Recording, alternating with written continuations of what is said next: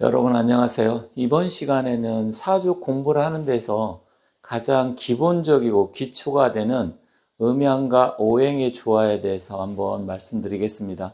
사실은 이게 가장 초보적인 기초적인 부분인데, 그러다 보면 이제 사람들이 처음에는 뭐 어느 정도 음양과 오행이 중요하구나 이렇게 생각을 하시다가 계속 공부를 하다 보면 이제는 뭐 육친이나 십신 이런 거 배우고, 그리고 격국, 용신 이런 거 배우다 보면 일단 이 음양과 오행의 중요성을 좀 간과하게 됩니다. 그래서 혹시 제 영상을 보시면서 공부를 하시는 분 어느 정도, 그리고 본인들이 이제 충분히 뭐 4주 정도는 풀고 말을 할 수 있는 수준, 그리고 통변이라고 하죠. 그 정도 되시는 분들은 뭐 제 영상을 안 봐도 되겠지만, 그래도 아직까지는 좀 내가 기초가 부족하고 또 음양과 오행을 어떻게 적용할지 좀 궁금하다 이렇게 생각하시는 분은 한번 잘 봐주시면 좋겠습니다.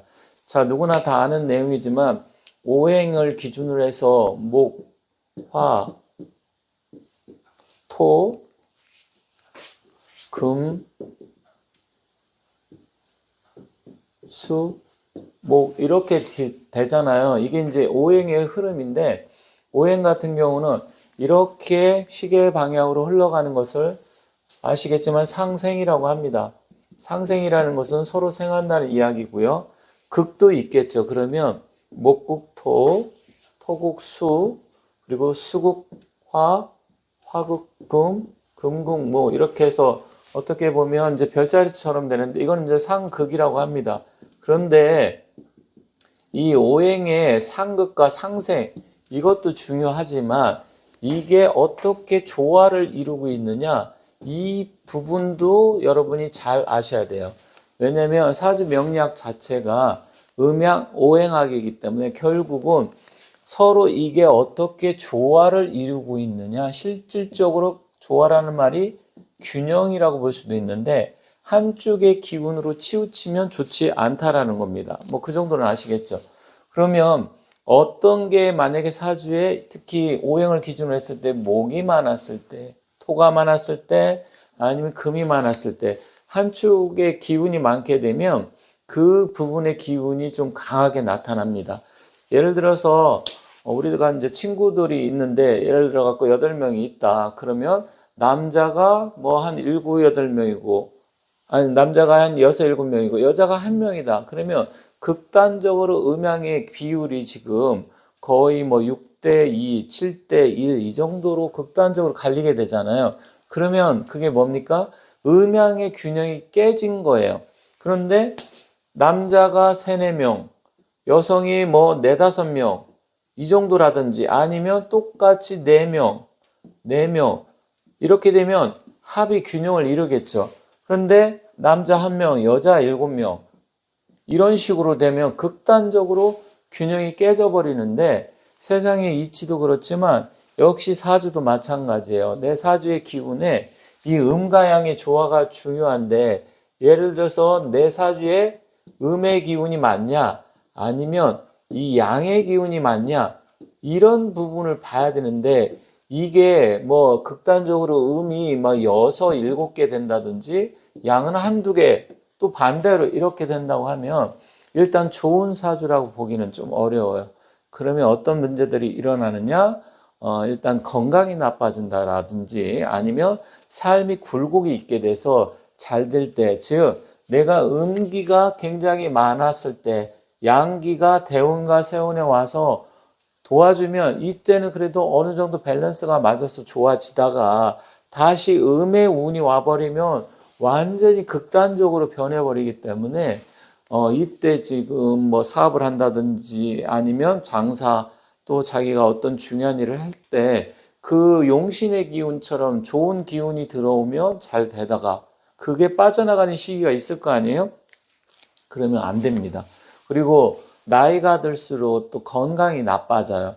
그래서 저는 가장 먼저 사주를 볼 때 중요하게 생각하는 게, 첫 번째로 보는 게 음과 양의 조화가 잘 됐는지, 이것을 봅니다.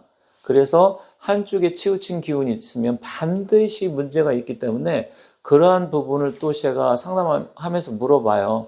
사실 이런 사주를 갖고 있는데 실제로 좀 그런 게 있습니까?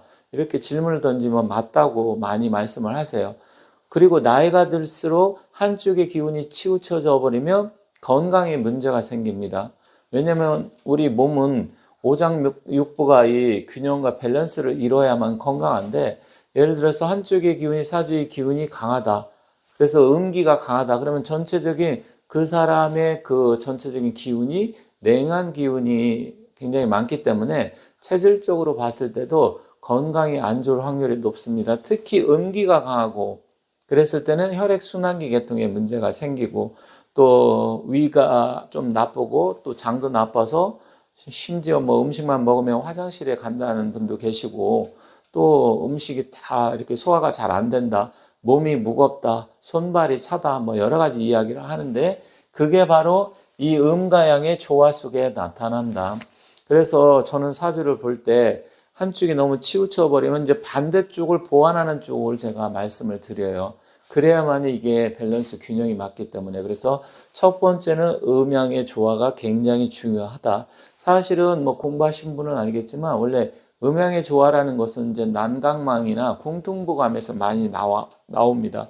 그래서 주로 이제 음기가 강하고 양기가 강할 때 그것을 우리가 이제 조후용신이라고 하는데, 조후라는 것은 뭔가 조절을 한다는 얘기죠.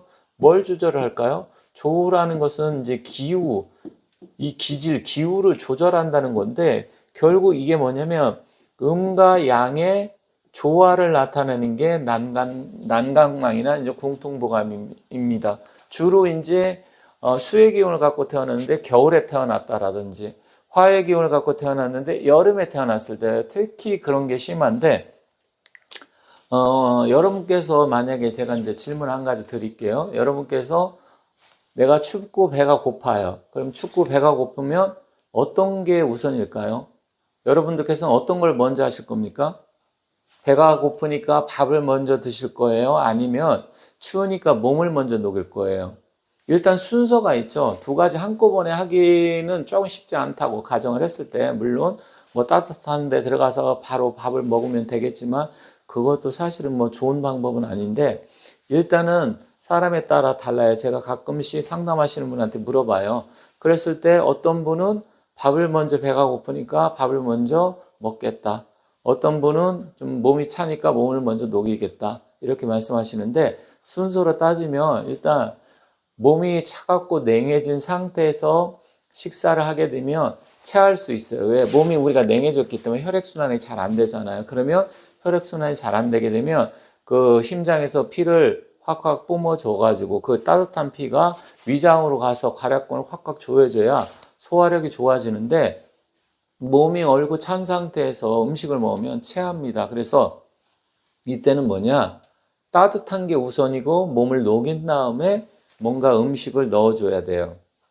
그게 자연의 이치고 순서입니다. 그래서 제가 말씀드리고 싶은 것은 첫 번째 봐야 될 게 음양의 조화가 제일 중요하다.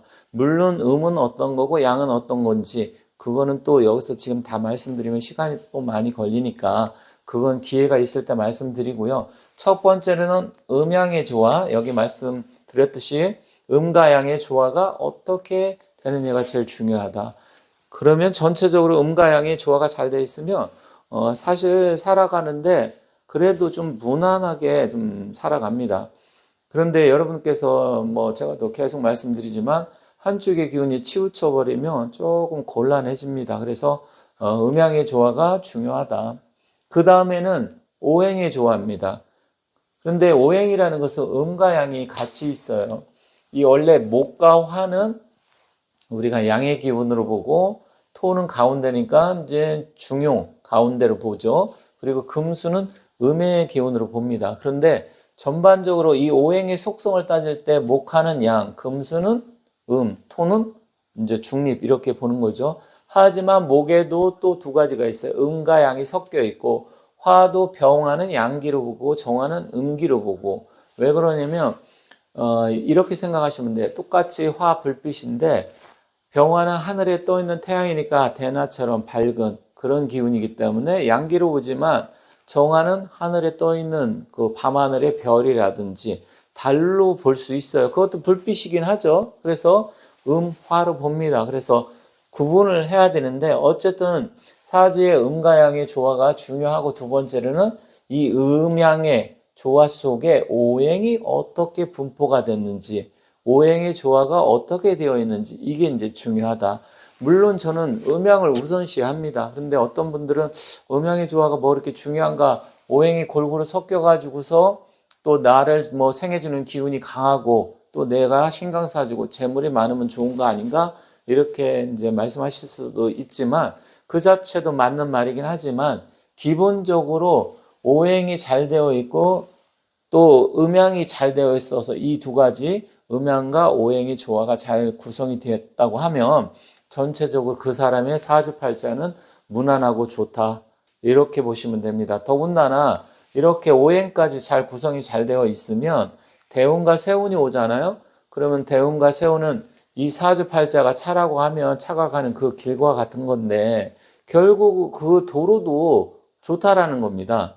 그래서 여러분들께서 이제 뭐 어느 정도 제가 말씀드린 걸 충분히 다 이해하실 수 있고 또 실제로 그렇게 하고 계시다고 하면 상관이 없겠지만 그게 아니고 배운 지 얼마 안 됐고 아니면 전에 배우긴 했지만 이 부분을 좀 간과를 했다 하신다고 하면 첫 번째로는 음과 양의 조화, 두 번째는 오행의 조화가 잘 구성이 되어 있는지 이것을 한눈에 빨리 캐치를 해야 된다.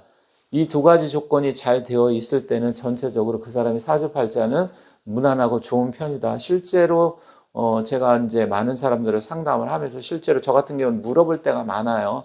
뭐가 제가 점장이처럼 이렇다 저렇다 100% 당신은 이렇다 이렇게 확신하기보다는 일단 말씀드리면서 실제로 이런 부분이 있는데 제가 말씀드린 게 맞습니까? 물어보면 맞다 이렇게 많이 말씀을 하시기 때문에 그게 다 검증이거든요. 실증하는 거기 때문에 그렇게 많이 합니다. 그래서 여러분들께서도 또 어떤 분들은 이제 공부하시면 자기가 점쟁이처럼 무조건 이걸 확실하다 확신을 갖고서 이야기를 해서 상대방이 아니다 그러면 성질을 부리고 아니 그게 왜 맞는데 틀리다고 말하느냐 이렇게 하시는 분들도 계세요. 그런데 그것은 올바른 상담은 아닌 것 같습니다.